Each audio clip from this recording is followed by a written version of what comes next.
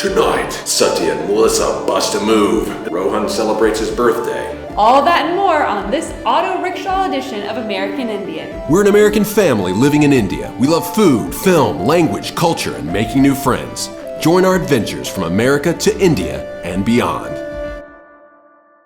Getting around is an important part of life, but getting around in style is one of those little things that makes life worth living. And while most places in the world, cars, trucks, and motorcycles are the primary means of getting around, some places are lucky enough to get around in this stylish contraption. The auto-rickshaw, aka tuk-tuk, three-wheeler, samosa, temp, Tricia, auto-rick, Bajaj, Fatafati, or Indian helicopter. You may be thinking, meh, auto-rickshaws aren't that special, but I beg to differ. So here are 10 fun facts about auto-rickshaws that I think proves the Indian helicopter be styling. Number 1, personal drivers. Cabs are expensive, having a driver is even more expensive, and parking in a city like Delhi can not only prove to be somewhat expensive, but infuriating. In a big metropolis like Delhi, there are an estimated 100,000 autos roaming the streets. So at any given moment, depending on the time of day, an auto-rickshaw is yours for the taking, and it won't cost you an arm or a leg. Number 2, autos are multi-purpose vehicles. On the metro, it's often hard to find a seat. In an auto, you're not only guaranteed a seat, but if you take it solo, you're guaranteed up to 2 meters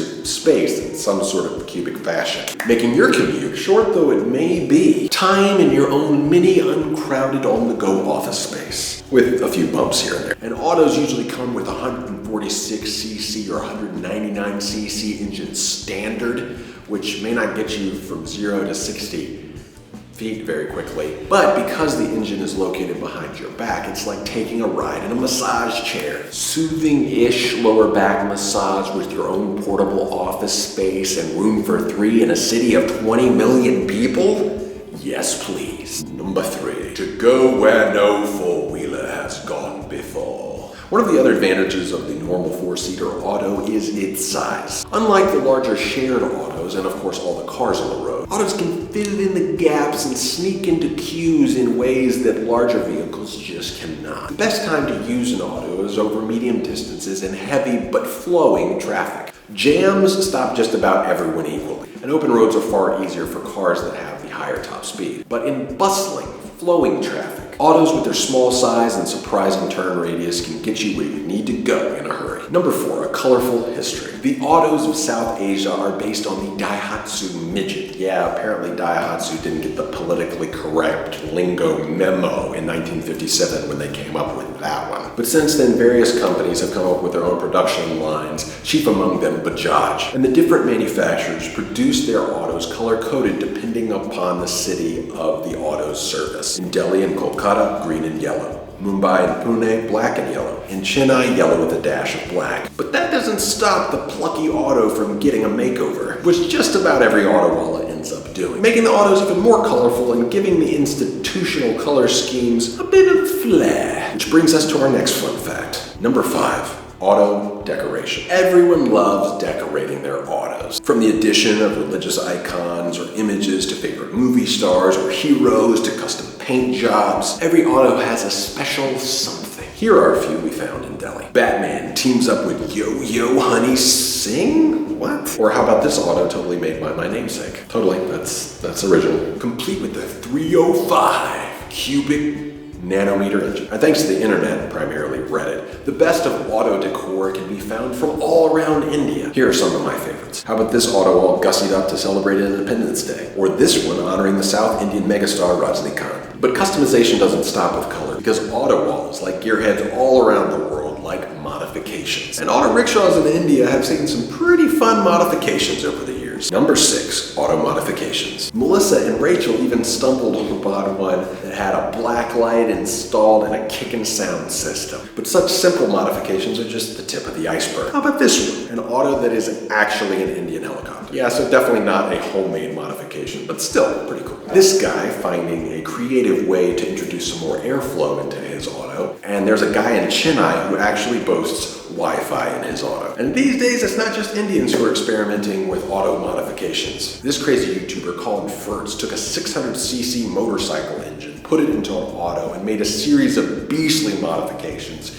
including adding weaponry. It's 2015. I'm convinced anything can happen when I watch that guy's jail. There's another special stylish way in which auto wallas decorate their autos, and some could consider this as a subsection of auto decoration, but I think it deserves a category all its own, and that is number 7, words of auto-rickshaw wisdom. Some of them don't quite make sense, being that they're in a second or third language. I mean, let's be honest, if I were writing stuff in Hindi, it would be hilarious trying to get me to write like clever, witty sayings. But even still, what is trying to be said is often pretty fun. This one, in case you can't figure it out, is trying to say, I believe, I'll say it in the movie trailer voice, believe a poisonous snake, but don't believe a charming girl. Actually, this would make for a pretty good David Caruso one-liner. I don't have a red wig, so it's like Paul Nano doing David Caruso. Belvey a posen sanak, bouteille, not a belvey, charming girles. But then you get witty gems like this one. I couldn't afford the Volkswagen, thus auto. Though it's a good pun on Volkswagen's motto, it's most likely Photoshop. So Manish is here to redeem your faith in humanity with his pledge to serve. The following has a few cuss words, and this is a family-friendly show and channel, but it's just too awesome to leave out, so if you're not offended by cuss words, please bear with my censorship. And I'm gonna read this in my Heisenberg. My name is Sohail Skylar.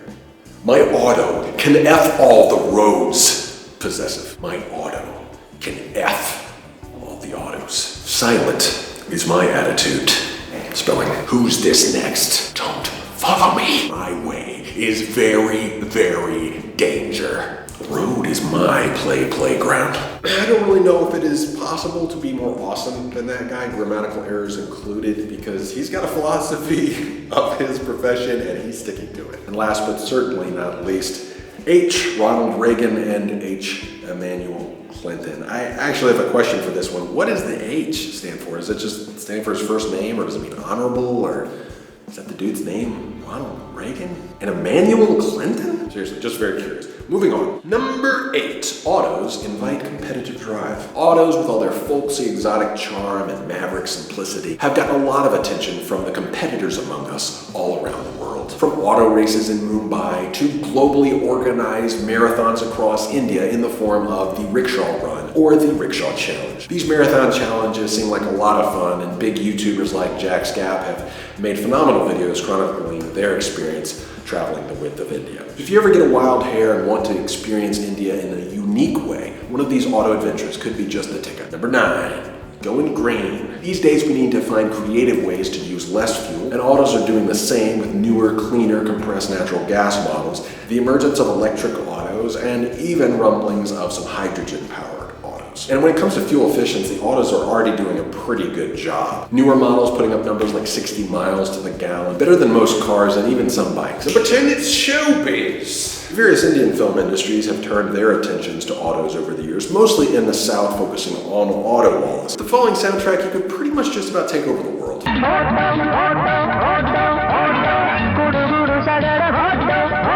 Autos for everyone. How about Rajnikant starring as a retired man of action working as an auto walla in Basha, or Nazaruddin Shah playing an auto walla in Hero Lal, which has one of the funniest opening scenes in Bollywood history. Nazaruddin road surfs, you guys. I don't know if he used a stunt double for that or not, but whoever did that was awesome. Road surfing.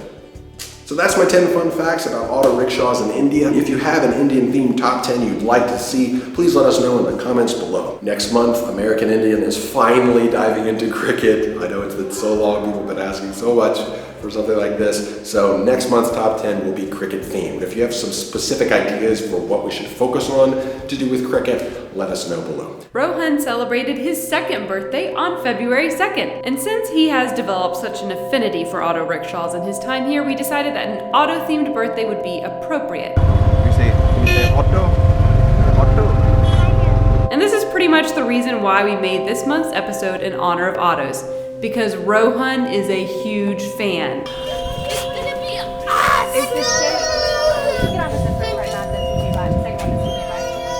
At the birthday birthday party, there was an auto art challenge, a variety of auto-themed gifts, and even auto driving lessons, which the adults enjoyed more than the kids. Rohan did take his ride though and seemed quite at home. Raju, while he's not our designated auto driver, he is always for us just a call away. He kindly agreed to do some auto driving lessons in honor of Rohan's birthday. जीवन में कभी जन्मदिन किसी का भी मनाऊंगा या जब party में जाऊंगा रोहन का जन्मदिन याद आएगा बहुत मजा आया. The birthday was a blast, but I was actually a little scared of trying to learn to drive the auto in the cramped space of our.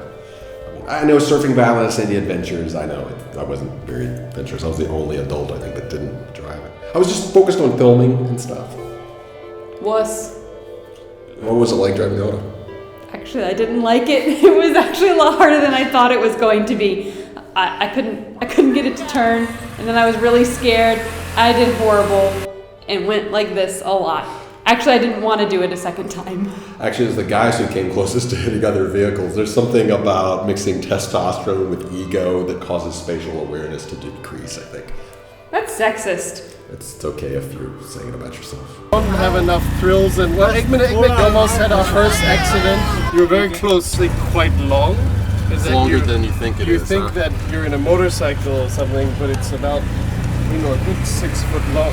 But seriously, the turn radius takes some getting used to. Because an auto does have a triangular shape instead of a rectangular shape, the back wheels are much closer to other vehicles than you would think. In cars, you think about not hitting what's in front of you. But in an auto, you have to be aware of what's beside your rear wheels when passing another vehicle or going through narrow places or turning. It takes some getting used to. How would you know that? I'll figure it out eventually. But in the meantime, it's time for our How to India segment. Now, I know that most of our viewers living in India won't need to know how to bargain with auto-rickshaws, but there are plenty of NRIs in our audience, and there are also some foreigners who are interested in coming to India for the first time. So for all of you lords and ladies out there wanting to know how to take an auto in India, this is for you. How to India, taking an auto-rickshaw. Taking auto-rickshaws in India can be confusing for first-timers and can be maddening for both passengers and drivers if, as a passenger, you're not aware of the rules of the game. It's kind of like trading shares on the stock floor, or maybe ordering drinks at a bar that's really crowded, or if you're not familiar with those two types of experiences, maybe like Easter egg hunting. Basically, you just need to be assertive, aware of the unspoken rules of the game, and not let the stress of the situation get to you. To hail an auto, you can use your hand like this. Don't go like this, go like this. Or you can make some form of oral declaration like auto, or in most cases just appear on the side of the road looking lost. Eye contact usually works as well. In North India, the Hindi word wala is a common word which basically means the one who. So an auto wala is the one who has the auto or the one who drives the auto. A passenger is called a savari, so here are a few things to keep in mind for the first-time expat savaris among you. In America, you would just hop into a cab and pay the rate, but the rates in America are comparatively high, even when you take into account cost of living. A 1 mile ride in a New York City taxi cab would range from $6 to $15 depending on the amount of traffic, and the meter accurately calculates that. But in India, the same ride would be a max of 25 rupees, no matter how much traffic it was. Even when you take into account the drastic differences in living costs between America and India, the fact is that auto drivers in India still have a ton of expenses, and stuff isn't always cheap over here. People assume that it is. And if the auto driver has families, there are all sorts of other modern necessities that are still expensive relatively. For local Indians, getting the metered rate is not only expected, it is the law. But if you're a foreigner who does happen to have more than just a living wage and has expendable income and a pretty comfortable life, it's my recommendation that you strike a middle path between two different types of foreign reactions to auto wallas in India. On one hand, you have the naive rich benefactor who makes life miserable for every future foreigner by his excessive tipping. But then you have the other extreme, which more of us go to, I feel like, and that is demanding the local rate, or I'm getting the cops. You can do the latter, and many will come to your defense if you do. But there are reasons why foreigners get an inflated rate. Ignorance of the lay of the land can cause us to send autos on a wild goose chase. And sometimes we're just plain insensitive to their life situation. We can come in with this sort of classist entitlement. So what if I gave that poor imperial substandard coffee conglomerate 20 times the industry rate for that hot caffeinated beverage I didn't need? And don't blame me if I have 5 bags of luxury items from that overpriced mall that I just walked out of. But you're asking for 40 cents more than the rate because there's some traffic? As usual, I recommend a third path, and that involves bargaining. Try to think of it as a good-natured competition. Here's a few suggestions. If they come up with a ludicrously high number, come up with an equally ludicrously low number. Be comical. I mean, don't even get mad or indignant. If they say 10 times the price, say 1/10 the price. If they say double the price, say 1/3 the price. Don't start with the meter, start way below it. If you can settle on the meter, you win the game. But there are extenuating circumstances that complicate the matter. If you come out of a mall and there are a line of autos waiting there, chances are they have some kind of agreement. I guess like some sort of auto union. And my suspicion is that they would have some deal with someone who lets them hang there, and they basically toe the line and they will not budge below a certain agreed upon rate, especially when a foreigner is involved. Try your best, but oftentimes you just have to try to find someone who's driving by, and sometimes those guys who aren't affiliated with the little line, they might just take you right immediately for meter. And I'm honestly just much more willing to give my money to the guy out there pounding the pavement looking for a rider instead of these loiterers who are sitting around waiting to fleece some naive person who doesn't know how it works. Taking an auto in India is worth it in my opinion, but it does take some time to get used to the art/science of the exchange. Do you as Indians have any other recommendations for first-time safaris in India? If so, please leave a comment below, and if you have any other ideas for India how-tos you'd like to see, please let us know in the comments. Our dear friend Tricia is one of the sweetest people we know, and she loves India like no other foreigner. And she got this idea to take Taylor Swift's Shake It Off and make it into a parody anthem, one that can remind foreigners and Autowallahs both to shake off your bad bargaining experiences and get on with your day. The ladies took this project and ran with it. They wrote the lyrics, they studied the original music video, storyboarded shots for a new one, and they did an amazing job, I might add. Tricia would play the role of a tourist, complete with culturally appropriated, not culturally appropriate, bindi, and a bit of a selfie-addicted vibe who is tired of not getting the local rate. I know, more self-important, come on. That's still too sweet. Too sweet, come on. Vapid, be vapid, be vapid. And Noble Lou would play the role of the Autowallah, who is tired of foreigners taking him for granted. In order to do this, we needed to get Luke into character. The Autowallah outfit has arrived. So we're taking a before. This is before. Here's a transformed man. Star power. Wardrobe provided by Raju. Check. Already used secondhand scarf.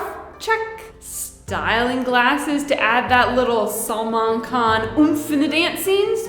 Check. But would Luke be able to blend in and own the role?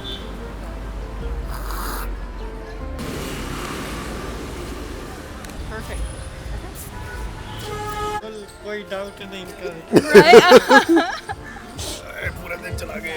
We hope you've enjoyed our American Indian celebration of the Indian helicopter. These little contraptions and the hardworking men who drive them really make our lives easier over here. And we are thankful for them. Honestly, they're probably not going to be around with us forever because of their slow top speed and their odd size. They are one of the causes of jams on freeways and major thoroughfares. So I kind of expect that eventually they will fade from the Indian roadway experience, but probably not for a long time. For as long as they are with us, we will appreciate them. And if you're a foreigner coming to India and you're getting frustrated with the bargaining process, just remember the sage wisdom of Our Lady of Effervescence, Taylor Swift. Shake it off, shake it off, shake it off, shake it off, shake it off, shake it off. Thank you so much for watching! If you enjoyed the show and would like to see it in its narrative entirety a month before everyone else, please consider clicking over here to support us on Patreon. We promise monthly shows about our family's cross-cultural adventures from America to India and beyond. Next month, it's all about cricket, so we finally dive into the world of cricket and get on the pitch and get a sticky wicket or something. I'm still learning the jargon. But in the meantime, if you can support the show, please do share this video in any way that you can. Like, comment, and subscribe. And check out our Shake It Off parody video up here. If you're our Patreon supporter, check your Patreon feed because you get the song for free. Until next time, keep it creative. Keep it cross-cultural. And keep it constructive, YouTube. Thank you very much.